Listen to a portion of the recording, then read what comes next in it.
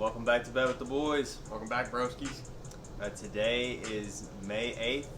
This is going to be Sunday, and it's National Basketball Day for all you mothers out there. So, happy Mother's Day. Yep, happy Mother's Day. Recap of yesterday. We had Jason Tatum, under 42.5 PRA, hit. Then we had Klay Thompson, over 21.5. This guy got taken out of the game with like 5 minutes left because the Warriors were just blowing the doors off of Memphis. He had 21, so tough loss there. Like, why does he have to come out of the game? Why can't they just blow their doors off a little bit harder?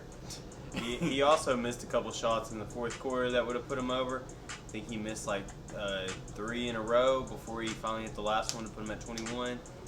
Kerr seen enough, called timeout because they had a huge lead and took him out. And the last game we had Bucks minus 1.5, 103, 101. That one hit by just enough. Yeah, they were up by quite a bit in the fourth quarter, and it came down to a pretty close game. They ended up winning by 2, which was enough for us to cover. So 2-1. It would have been nice to go 3-0 and get that sweep. Came up a half point short, but that's okay. 2-1 still a good day, and we're just going to get right back on it. We did our research, and we got some good bets for today. So yeah. We got some lovely looking picks today. We got, starting off number 1, the Suns minus 1.5 versus the Mavericks. This game is being played at Dallas, and if you watched the last game, you've seen that the Suns looked like they struggled at Dallas last game. But they've actually been killing it against the Mavs, and I think last game was kind of a fluke. And this game they're going to have to put up more points to beat Dallas, and we'll see if Dallas can hold on. Yeah, Chris Paul had 7 turnovers last game in the first half, I want to say. He had 7 points, 7 turnovers at one point. Imagine that. It's a terrible game for him. I think he had combined 4 turnovers in the first 2 games. I know this last 2 games have been played in Dallas. All right, so we messed up on the last one. We took the Suns -1. We took the bait.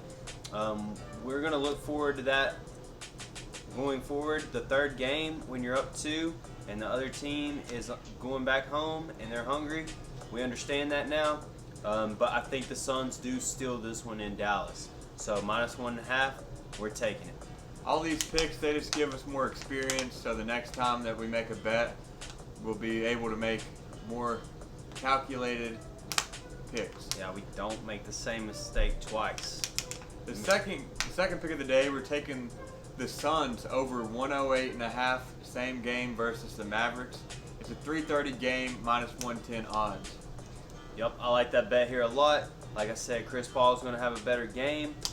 Turn the ball over a lot. They still put up 93 last game, I want to say.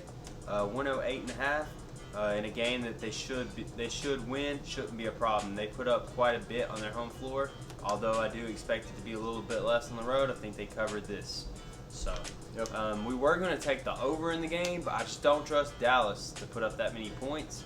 But I do trust the Suns to hold up their end. So, next up, we got the Heat +2 versus the 76ers.